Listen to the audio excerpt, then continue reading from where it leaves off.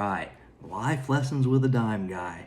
Hey, just want to tell you a little story about a snow globe. It's just a kind of a funny story that how it relates to today. But anyway, my at one point in my life, my oldest son was traveling overseas and happened to bring my youngest daughter a gift from overseas, and it was a little snow globe like this, and my little daughter, little girl, she was so happy with it, and she just brought such joy to her heart. Well, I'm in her room one day and I knock it over and broke it.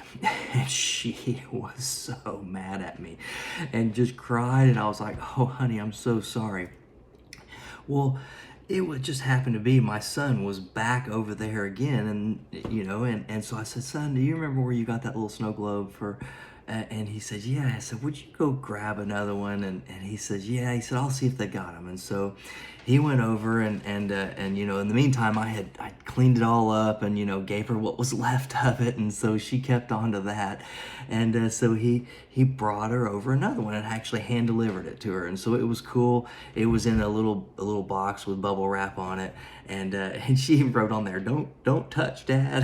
So I stayed away from it, and so well there was a time later that she was had it in her new room. We had moved and relocated, and she had it in her new room. And I'm in there, kind of just straightening up. And one day when she's off, and it fell off of her dresser thing, and it broke in the box. I saw it hit the ground, and I saw the water come out, and I'm like, oh my gosh, man, you idiot.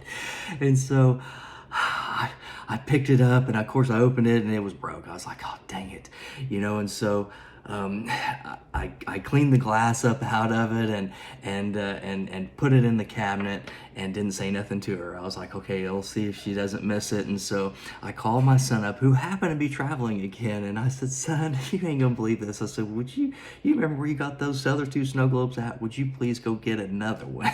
And so he said, yeah. He said, I'll take care of that. He's just laughing. And so he sent it to me. Well, it didn't come in a little box. It came protected in a bigger box and packaging so it wouldn't get broken. And so I put it on her shelf, just set it on her shelf and see if she'd even notice it, that it wasn't even in the box. And so she didn't notice it. So some time went by, and I said, it's time to come clean. And so I said, baby, I said, do you remember your snow globe? And I handed her this, and it was broken. And she's like, well, because she already had this, and then I handed her this. And I said, baby, you remember that broken snow globe? And she's like, yeah. And she looked at me funny, and I handed her this one, and I told her the story and said, baby, I couldn't tell you originally when it happened. I just knew it would break your heart, and I knew with just as many things as going on, you didn't need that also. And so, I kept it a mystery from her because I had a better plan for her. And God keeps mysteries from us. It's even written in Revelations. He says, but in the days of the sounding of the seventh angel, when he was about to sound, the mystery of God would be finished, as he declared to his servants, the prophets. And so, there's mysteries out there, but sometimes it's for our good because he's got something a whole lot better for us. And when he rebuilds this whole thing, it's going to be glorious. And so I welcome you to